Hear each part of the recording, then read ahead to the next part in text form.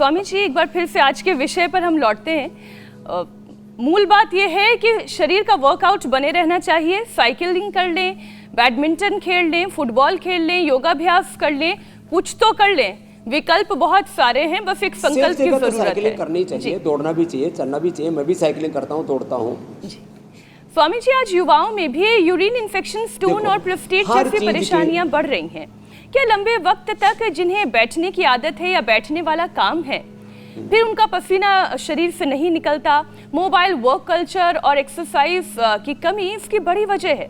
तो प्रोस्टेट को ठीक करने का उपाय भी स्वामी जी साथ साथ बताएं। युवा भी ये जो ना किडनी की, प्रोस्टेट की, इसकी एड्रिनल ग्लैंड की, इसकी एक्सरसाइज नहीं कर पाते, तो उनको सबको कपालभाति करना चाहिए। दूसरा 3 और बड़े कारण हैं। एक तो युवा जंक फूड बहुत खाते हैं। जितना भी जंक फूड खाते हैं और जितने भी सिंथेटिक दवा और सिंथेटिक ये विटामिन खाते हैं, उनकी किडनियाँ कंप्रोमाइज़ हो रही हैं। दूसरा ये बड़ा कारण है। तीसरा, स्ट्रेस से किडनी पर बहुत असर पड़ता है। इसलिए अभी बता रहे थे हमारे हुसैन भाई, प्रसन्न रहना चाहिए। और वर्कआउट तो ओबियसली कम कर ही दिया है, क्योंकि बचपन में, जमाने में शरीर की अंदर की जो मशीन होती है ना, liver, kidney, lung, heart, brain, सब एकदम टनाटन रहते हैं। आदमी कहता है ठीक है, ही तो चल रहा है, मेरे को तो कोई दिक्कत नहीं भी। लेकिन जब वो दिक्कत आती नहीं है, जब तक आती नहीं है तो कोई बात नहीं, जब आती है तो साथ ही लेके जाती है और फिर जाती नहीं है, ऐसी खतरनाक हो जाती है। फिर उत्तेजक आहार, उत्तेजक विचार, उत्तेजनाओं का भी असर किडनी पर बहुत ज़्यादा पड़ता है, क्योंकि पूरे शरीर को शांति चाहिए, तन को भी, इंद्रियों को भी, मन को भी, आत्मा को। तो ये जो पीस है ना, वो गायब हो गया है जिंदगी में। जिंदगी पीसेज में, टुकड़ों टुकड़ों में बट रही है, कट रही है। इसलिए जो है युवाओं को ये प्रॉब्लम ज़्यादा हो रही है। तो युवाओं को सबको कम से कम कपालभाति और एक स्थित कोणासन, ये ओबेसिटी को भी कम करेगा, फ्लेक्सिबिलिटी को बढ़ाएगा। और जितना भी हम ये पैक्ड फूड खाते हैं, इन सब से तो युवाओं को बचना ही पड़ेगा। मेरे स्वामी जी, आपने कितना बढ़िया जोड़ा, पीस यानी शांति और पीस यानी कि हो सके तो शीर्षासन भी करना। जिंदगी जहाँ शांति पूर्ण होनी चाहिए, वहाँ पर जिंदगी बट रही है और कट रही है। वाह स्वामी जी, आज तो आपने जबरदस्त हमें एक रास्ता दिखा दिया पीस और पीस का।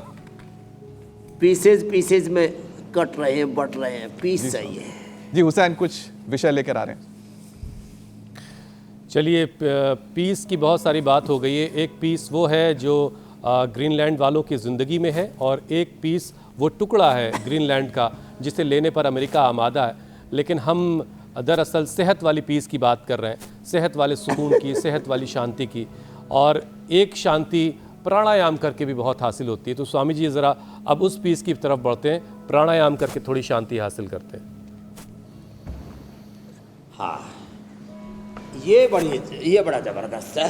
तो जो अधिक न कर पाए ना, कम से कम बटरफ्लाई कर ले, थोड़ा सूक्ष्म व्यायाम कर ले, ऐसे ऐसे ऐसे ऐसे, और फिर प्राणायाम कर ले। इसी से भी ज़िंदगी लोगों की बहुत अच्छी बन रही है। और